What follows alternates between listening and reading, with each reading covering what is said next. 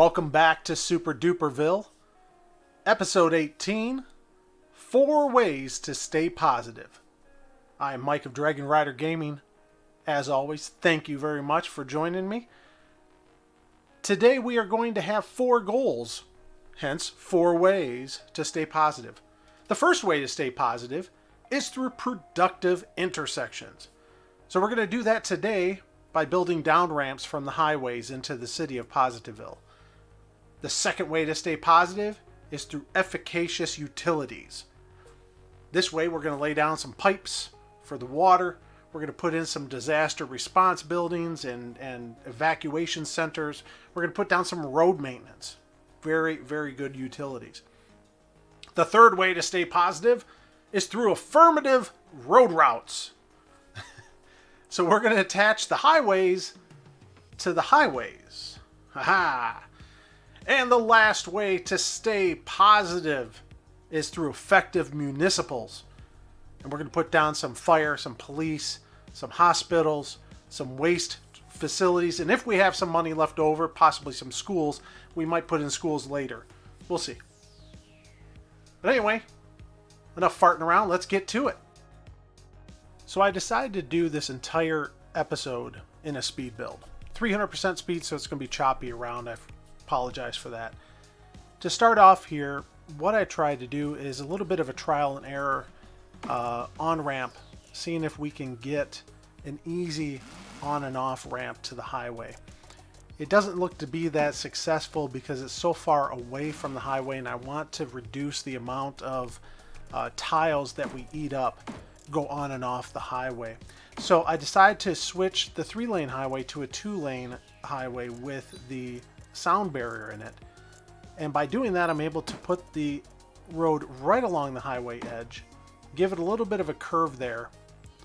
And as you see, when we take a look at the side view here, it comes right down the side of the highway, right down to the road, connects right in. It's real easy. So next, I start putting in the other side just to make sure that the leg lines up right, and I can go 10 units out, 12 units up, and 4 units to create that curve to connect it into the highway. From here, I start going around the city and reducing all the main roads down from 3 lanes to 2 lanes. But before I go into that, I remembered that I had this 2-lane into 2-lane intersection going east-west on the overpass. So I decided to reduce the interior section down to 1 lane, so you have 2 and 1 coming out and in, so we can go back to 3-lane highways in this section. And then we just go around and reduce everything from 3 lanes to 2 lanes.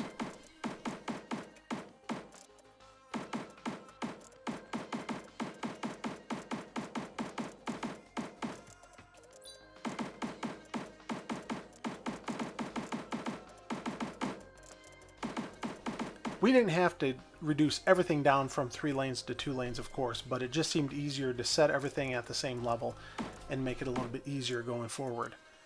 Real quickly here, I raise up the elevation step from 4 units to 12 units to make it much quicker going through these. And as you can see on some of these, when I raise them to the highway, they tend to want to snap onto the highway at a curved angle. But it works out. You just need to adjust your mouse cursor a little bit and line it up. And you'll also notice that as I'm putting these in, a lot of them are not facing the correct way. We will go back and correct that later. Sorry about the jumping around here. I'm at 300% speed on the speed build here, so it's a little difficult to keep things from being too choppy at that speed.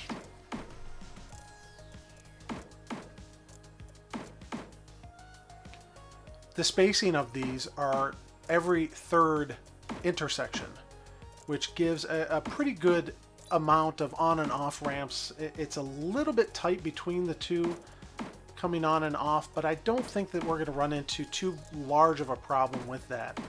I'm hoping that by doing it like this, that we keep it fairly evenly spaced out and traffic is able to flow on and off quite easily.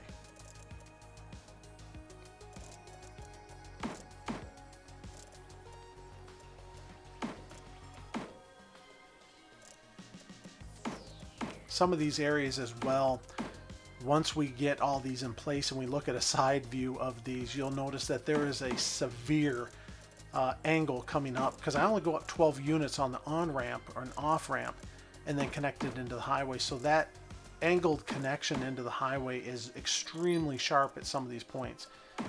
We will go back and correct that later. For this end section, I know that I'm going to do it on the east section and the north section. I wanted to reduce the lanes down from 3 to 2 to 1. So what I decided to do here was just put in that end unit section at a single lane that gives an opportunity for a roundabout, if you will, at the end, just a turnaround section. I doubt that anybody's really going to be using that, and if I find out that they're not, I may just end up cutting off the end of the highway and just have it be the on and off ramp at the very ends. But at least this way it was a little bit more uniform. Because of the steep angle here, I had a real time trying to get this to snap to 4 units. You can see the elevation difference there. So I had to actually go onto the highway itself and connect it up. Same thing on this side. Drop them to 1 lane, do a little turnaround section. If I can connect it up right. There we go.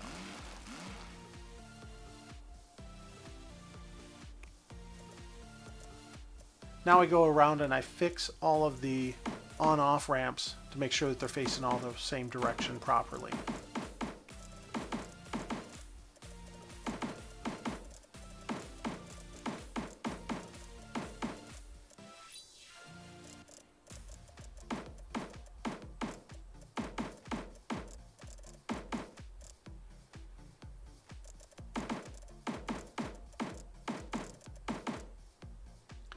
Now we address the height difference. You can see the angle of that off ramp. That is horrific. So what I decided to do is select the nodes and pick a node that I want it to all be level to. And I wanted it to all be level to the 12 unit at the outskirts of the city. So we make it all 12 units from here, and you can see that's a horrific angle there. Of course, it ramp up. But what we're going to use is we're going to use K-Light's electric road tools and use his angle tool. And what this does is you just go down, select every single node, the first and last node of everything in between, and if you can see there in red, really hard to see it, but it gives you a percentage level. And once you select the entire length of the road, just clicking on each and every node, you just go right down the line, click on each node that you want to go through to select the front and back, hit enter, and boom, it auto levels this thing perfect. No weird angles or anything like that. It looks really fantastic. And then from this point, it's just a matter of selecting the node with Move It Mod, hitting Alt H, and leveling the edge of the on and off ramp with the highway. And we definitely want to align it with the highway. Now you can see some trees poking through here. This is because we're in the middle of using the Move It Mod. And once we reset this and go into a new save, or we could go back and eliminate each and every single tree that's poking through, but it's not really necessary. They will disappear on their own.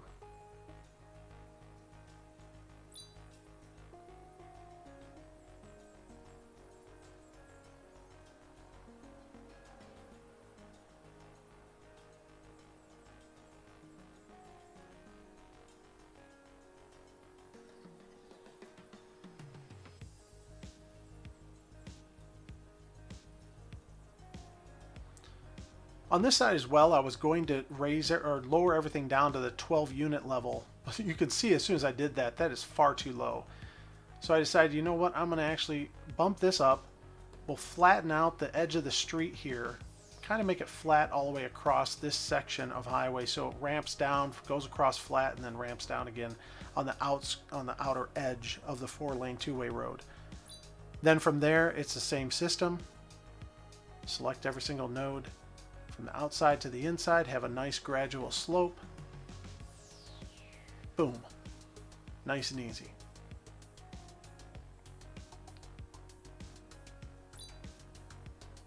And then we can go back and correct all these wacky on and off ramps. I just wanted to look underneath and make sure there's plenty of clearance, and there is. It looks really, really nice underneath. There's plenty of room for semis, anything of any size to get through there.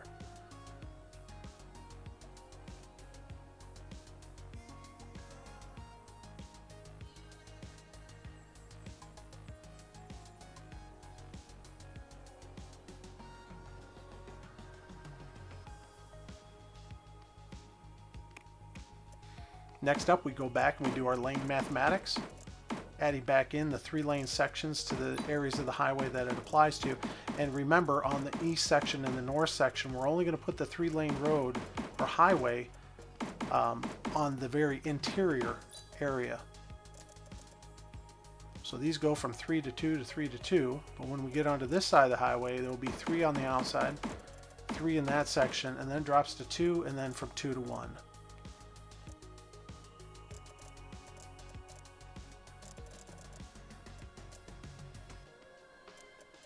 Now that we got all the on and off ramps in place, let's put some pipes in. I know I don't need to show this necessarily. This is kind of a given that it's going to go in place, but I don't know. I like the sounds of it, and I think it's a little bit aesthetically appeasing to have this done. So if you don't like it, let me know, and I'll make sure that I stop including putting pipes into the areas in the future builds.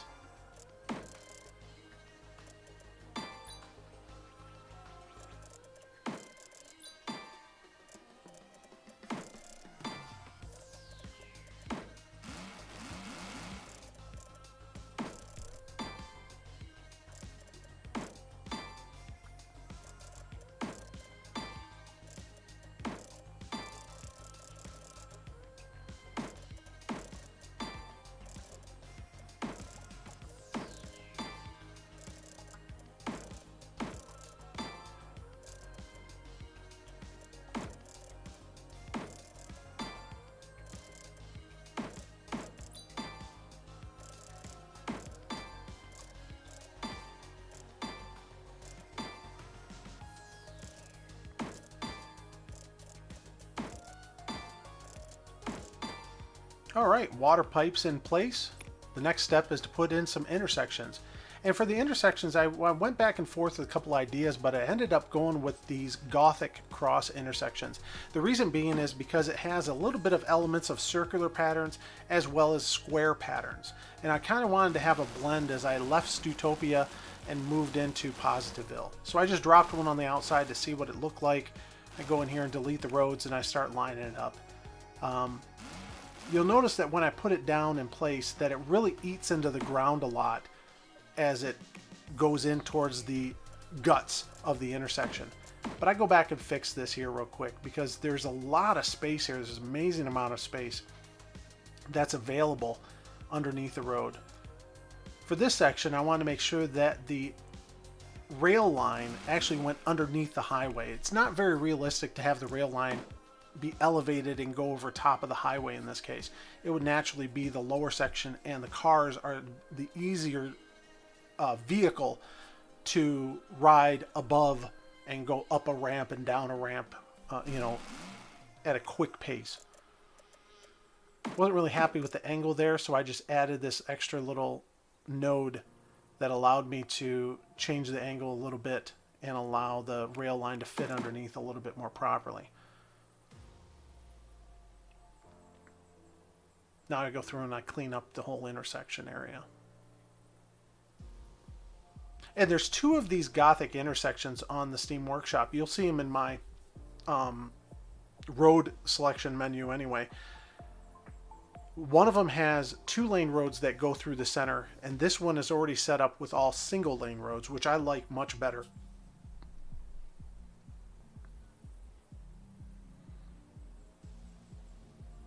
It goes really fast, but I make sure that I check all these to make sure that the angles and the ramps going down underneath, that cars aren't going to run into the edge of the ramp.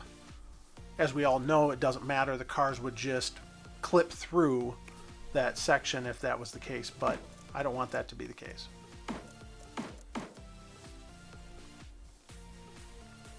And lastly, I go around and I upgrade all the roads that are in this area to forced elevated highways. So they all have the sound barrier. It all looks very uniform then. Very, very clean.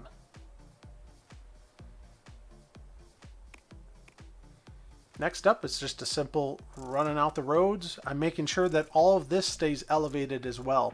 My reason for doing this instead of dropping it down to the road and bringing it back up when we get near the city is because the area that's going to be going underneath this section is going to be the university at some point. This is going to be the University of Super-Duperville. So because this area is going to have the campus underneath, it'll be a lot easier to just allow it to flow underneath and have people walk underneath the highway, as opposed to having to have pedestrian ramps going over top of the highway. Wouldn't really make a difference either way, but I think this looks a little bit more uniform as it ties into Positiveville in the way it's made to be anyway.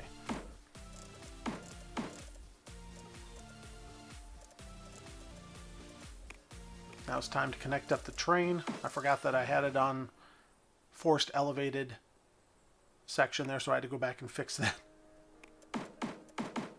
But we take a look here, drive underneath, and we got plenty of room. The cable lines and everything fit underneath there perfectly. Very happy with how that turned out. So we're going to go over and do this other intersection, but I took so much time correcting this intersection, I decided to just use Move It Mod to copy and paste it over. I know it's a little bit of a cheat, and it doesn't cost us the same amount of money, but we're spending a hell of a lot of money here anyway. I think it's kind of offset. That's my justification anyway. We'll go with that, sure. So after I select the area that I'm going to put the intersection in, just come out, line it up as best I can. It's not exact, but it gets it there pretty close. And you can see that it bites into the ground a little bit here as well. I go back and fix that as well.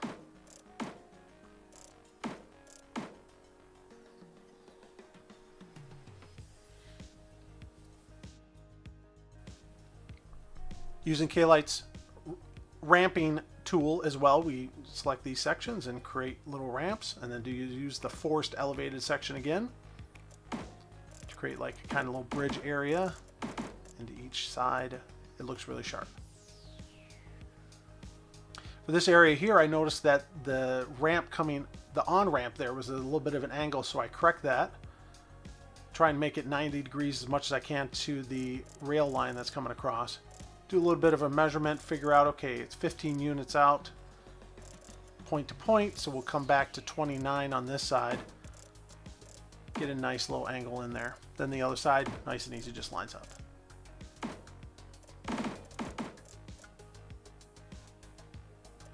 Again, K-Light's mod. Boom, boom.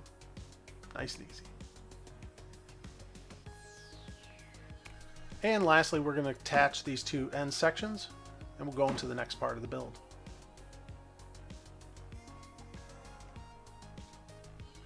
Alright, so for our next round of building here, we're going to just start off with doing a little bit of tweaking to the major intersections that we just put in, cleaning them up a little bit and making sure that everything's flowing very nicely here. Really liked how these intersections turned out. I think that they're a great balance and great transition between the two cities so far.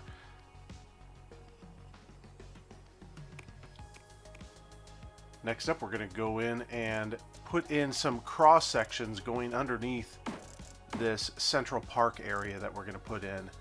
The center one was a real pain in the butt to try and get to drive it underneath the highway here. I had to try and sneak in and get the right distance.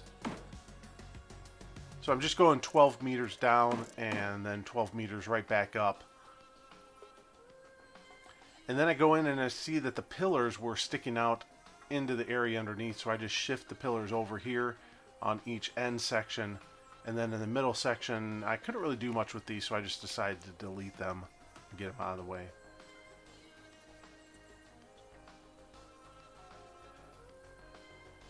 Nice and clean in there.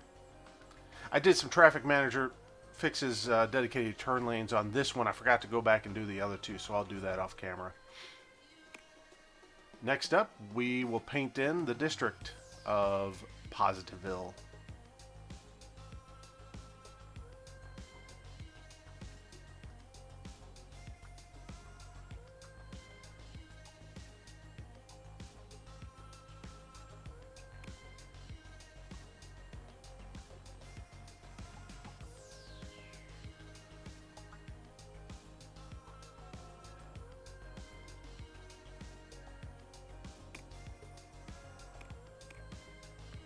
And now it's time to put down some buildings. We're going to start with some firehouses, and then we'll put in some police headquarters. Oh, we got Arbor Woodlands got to level 4.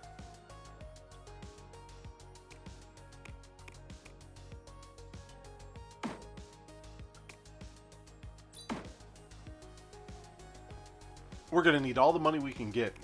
And what you're seeing me do here as we go along is I'm putting these in place, and then I'm turning the buildings off right away, except for these two things. These are the road construction maintenance buildings. They only cost $240 a week, so they're not that expensive to keep up. But the police headquarters, firehouse, the hospitals that I put in, and especially these disaster evacuation buildings, they're all very expensive, $1,000+ a week cost. So I turn them off for right now, so that we just have a basic cost of putting them in place.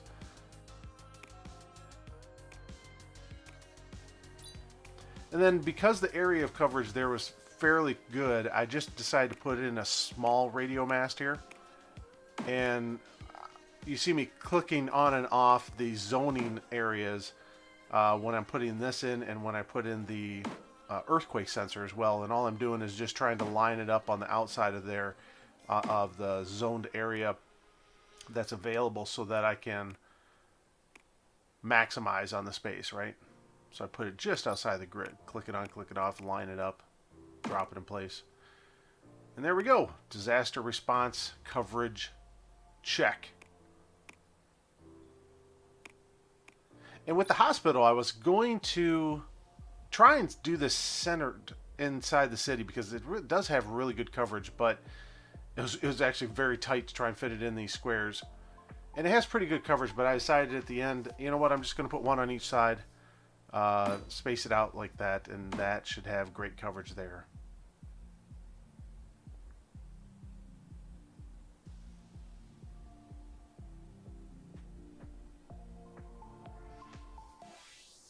And last but not least, I decided, okay, let's look at an incineration plant. I'll put some right downtown here, because what we're going to put in place in this downtown around Central Park area are standard industries. And I started to compare, okay, what is the advanced incineration plant? The regular incineration plant is much cheaper, but the advanced incineration plant, although more expensive, has a much smaller pollution footprint. And I believe this is Fishbus that I downloaded this mod from as well. I snagged a bunch of his assets that he creates, because they're fairly balanced and, you know, have a severe cost associated to them if they're in an advanced location. And of course I turn these off as well. But at 60,000 a pop, it's not cheap to put them in. So there we go. We lay down some standard industry for the area, and these are going to pop up right away. And we have quite a high industry demand. I think it started around 70%. So this is going to help drive that need down, but it's going to supply our entire city, not just Positiveville, but the entire city, with some industry needs that we lost when we got rid of the starting block. It is necessary to have this stuff. Even though they create pollution, it is necessary to have these somewhere. So, might as well put them in here.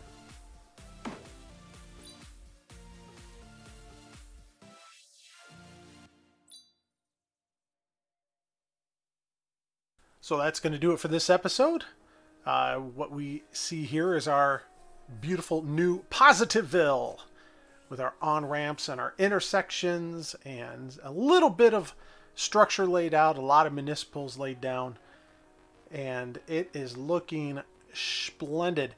You'll notice in the old picture on the top left corner there, as that outer road goes into the mountainside, I smoothed that out in this last episode here, just to take off the aggressiveness of that grade some. So I smoothed the hill out a little bit and just brought those down to a little bit more manageable size. Anyway, usual routine, people. Like, dislike, comment, hit the subscribe button, hit the bell notification, and we will see you in the next episode. Take care of yourselves out there and stay safe. Bye-bye, everybody.